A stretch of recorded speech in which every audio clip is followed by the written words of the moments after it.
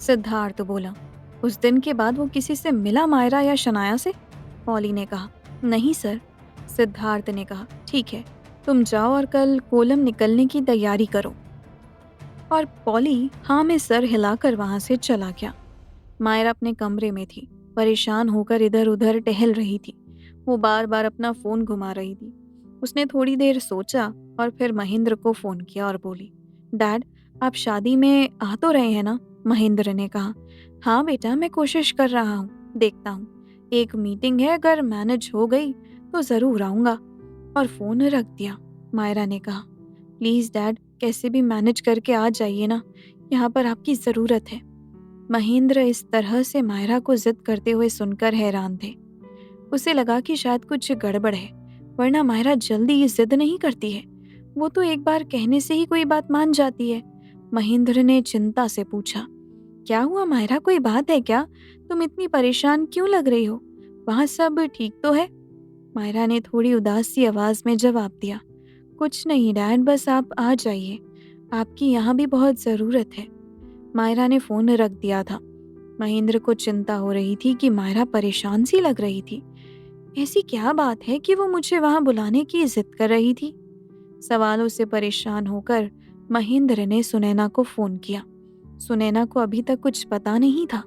संगीता और मायरा ने घर में और किसी से अभी कुछ भी नहीं कहा था। सुनैना ने महेंद्र का फ़ोन उठाया और शादी में आने के बारे में पूछा। महेंद्र ने कहा, सुनैना, वहाँ सब ठीक तो है? सुनैना बोली, हाँ यहाँ सब ठीक है। महेंद्र ने फिर से कहा, पर अभी मायरा का फोन आया था और वो कुछ परेशान लग रही थी, बार बार मेरे वहां आने के लिए जोर दे रही थी। ये सुनते ही सुनैना ने घबराते हुए पूछा, उसने कुछ कहा आपसे, कुछ बताया क्या आपको? महेंद्र ने कहा, नहीं, बस उसने फोन रख दिया, पर मुझे वो थोड़ी परेशान सी लग रही थी। शनाया और उसके बीच सब ठीक है? सुनैना ने जवाब दिया, हाँ ऐसे तो ठीक ही है। महेंद्र ने ये कहते हुए फोन रख दिया। ठीक है, अपना ख्याल रखो, मैं शादी में आने की कोशिश कर रहा हूँ। महेंद्र का फोन रखते ही सुनैना तुरंत मायरा के कमरे में गई। मायरा वहां नहीं थी। सुनैना थोड़ा घबरा गई कि इस वक्त मायरा कहाँ गई। तभी सुनैना को संगीता के कमरे से आवाज आई। सुनैना ने वहां जाकर देखा तो संगीता और मायरा बातें कर रही थी। संगीता रो रही थी और मायरा उसे समझाने की कोशिश कर रही थी। सुनैना ये देखकर घबरा गई और संगीता के पास जाकर बोली, क्या हुआ बेटा, तुम रो क्यों रही हो?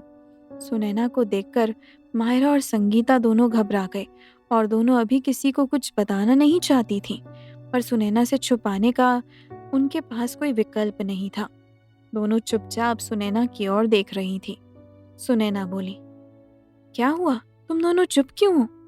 मायरा उठी और उसने दरवाजा बंद करते हुए कहा, मॉम, हम जो भी आपको बताने जा रहे हैं, प्लीज ये अभी बुआ जी को नहीं पता चलना चाहिए। और मायरा जाकर सुनैना के पास बैठ गई। सुनैना ने घबराकर पूछा, आखिर बात क्या है बेटा? डैड का भी फोन आया था और वो बता रहे थे कि तुम परेशान हो। मायरा ने सुनैना की आंखों में देखते हुए कहा, मॉम, शनाया ने एक बार फिर से गड़बड़ कर दी है। उसने देवेंद्र की बहन दिया को संगीता के डिस्टर्ब होने और उसके गुरुजी के आश्रम में उपचार कराने के बारे में बता दिया है। और देवेंद्र की फैमिली इस बात से नाराज हो रही है कि उन्हें पहले क्यों नहीं बताया। ये सुनते ही सुनैना संगीता की ओर मुड़ते हुए बोली, ये शनाया ऐसी ही है बेटा, तुम फिक्र ना करो, सब ठीक हो जाएगा। क्या तुमने अभी तक देवेंद्र को इस बारे में कुछ नहीं बताया था? संगीता ने अपने आंसू पोंछते हुए कहा, देवेंद्र को पता था मामी, उसकी फैमिली को नहीं पता था। सुनैना ने कहा, तुम एकदम परेशान मत हो, सब ठीक हो जाएगा। और अब तुम्हारे मामा ने भी बोला है कि वो जल्दी आने की कोशिश करेंगे। शनाया से तो वही बात करेंगे। और रही बात देवेंद्र की फैमिली की, तो हम उन्हें भी समझा लेंगे।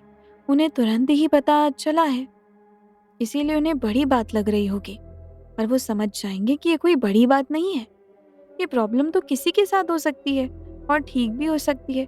इसमें बुरा मानने की कोई बात नहीं है। हम सब बात करेंगे और सब ठीक हो जाएगा। अभी तुम आराम करो। सुनैना की ये बात सुनकर संगीता को काफ़ी राहत मिली और ये हिम्मत भी कि अब शायद सब कुछ ठीक हो जाएगा। फिर भी उसका मन नहीं मान रहा था। उसने कहा, पर मामी अगर वो फिर भी नहीं माने तो मैं देवेंद्र को खोना नहीं चाहती। संगीता की आंखों में आंसू फिर से भर आए थे। सुनैना ने संगीता को समझाते हुए उसके चेहरे को अपने हाथों में लेके कहा, तुम बिल्कुल परेशान ना हो, तुम देवेंद्र की ही दुल्हनिया बनोगी। अब जल्दी से सो जाओ और मामा को बस एक बार आ जाने दो। सुनैना जो संगीता से कह रही थी उसे नहीं पता था ये कैसे होगा, पर उसे ये यकीन था कि सब ठीक हो जाएगा। संगीता जाकर बेड पर लेट गई। सुनैना और मायरा उसके कमरे की लाइट बंद करके बाहर आ गए। बाहर आते सुनैना मायरा से बोली, मायरा बेटा, तुमने डैड को फ़ोन करके क्या कहा है? मेरा मतलब गुरुजी के आश्रम के बारे में तो नहीं बताया? मायरा ने कहा, नहीं मॉम, बिल्कुल नहीं। मैं परेशान थी संगीता की इन बातों को लेकर जो अभी उसके साथ हो रहा है, इसीलिए मैंने डैड को फ़ोन किया था। मुझे लगा बस डैड ही हैं जो शनाया को संभाल सकते हैं। सुनैना मायरा को गले लगाते हुए कहा, हाँ बेटा, मेरी भी महेंद्र से बात हुई थी। उन्होंने कहा है वो जल्दी आ जाएंगे और तुम चिंता मत करो, सब ठीक हो जाएगा।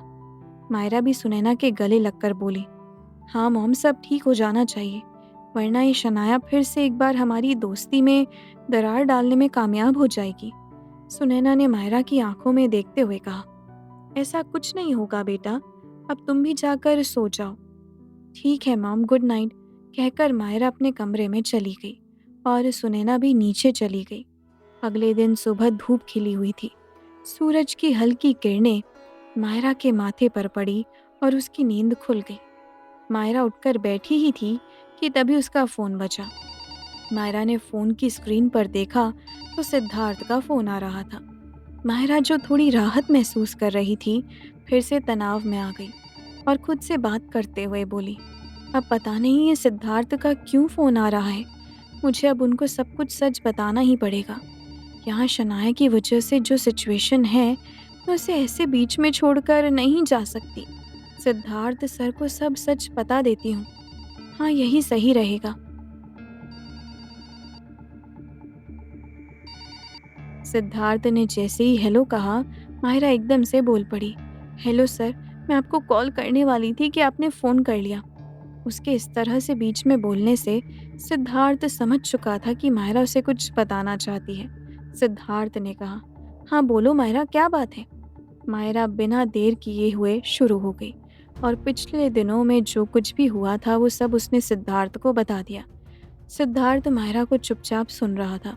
उसे सारी बातें समझ आ गई और उसके चेहरे के भाव से ऐसा लग रहा था कि वो यकीन भी कर रहा था।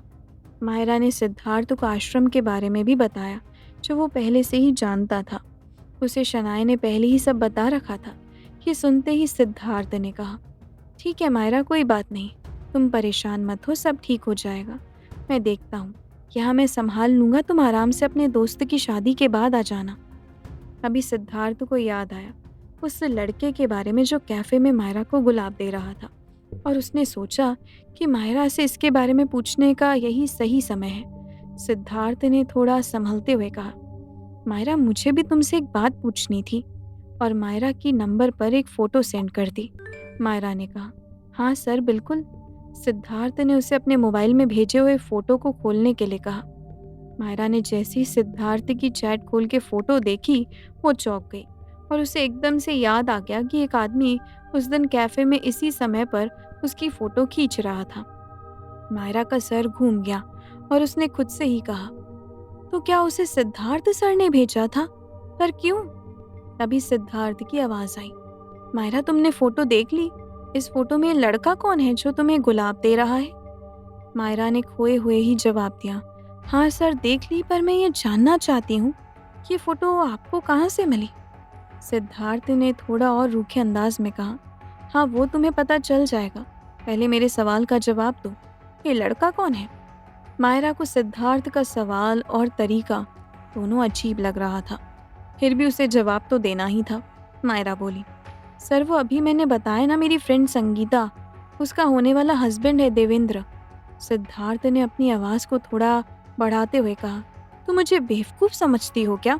अगर वो संगीता का होने वाला हस्बैंड है तो तुम्हें गुलाब क्यों दे रहा था? मायरा समझ गई थी कि सिद्धार्थ को गुस्सा आ रहा है वो थोड़ा हंसते हुए बोली, सर वो सिर्फ मजाक कर रहा था और किसी ने हमारी इस समय पर पिक्चर क्लिक कर ली। सर पर मेरे सवाल का जवाब आपने अभी तक नहीं दिया है। ये पिक्चर आपको कैसे मिली? सिद्धार्थ मजाक वाली बात सुनकर थोड़ा सहज हुआ और सोचने लगा कि क्या बोले। फिर उसे लगा कि शनाया का नाम लेना ही ठीक रहेगा। वैसे भी मायरा को पता है कि शनाया उसके पीछे पड़ी रहती है। सिद्धार्थ ने कहा, तुम्हारी बहन शनाया ने। मायरा सोचने लगी कि शनाया ही दे सकती है उसे, और कोई काम नहीं है मेरी जासूसी करने के सिवा। तभी मायरा को नीचे से कुछ आवाज़ आने लगी। मायरा ने कहा, ठीक है सर, मैं फ़ोन रखती हूँ, बाद में बात करूँगी। थैंक यू मेरी प्रॉब्लम समझने के लिए। सिद्धार्थ ने कहा, ठीक है मायरा, टेक केयर, और फ़ोन रख दिया। मायरा तेज़ी से नीचे गई तो देखा महेंद्र सोफे पर बैठे हुए थे और जमुना उनकी खातिरदारी में लगी हुई थी। जमुना बहुत खुश थी कि महेंद्र संगीता की शादी के लिए एक दिन पहले ही आ गए हैं। मायरा ने महेंद्र को देखा तो वो बहुत खुश हुई और दौड़ के महेंद्र के पास गई। महेंद्र ने शनाया के बारे में पूछा तो सबने कहा कि वो अपने कमरे में है। महेंद्र शनाया से बात करना चाहते थे। सुनैना भी महेंद्र के सामने ही बैठी थी। जमुना जैसे ही महेंद्र के लिए चाय लेने किचन में गई, सुनैना ने कहा, जीजी को नहीं पता है, और ये बात जीजी को ना पता चले तो अच्छा है, आपस में ही सुलझा लें।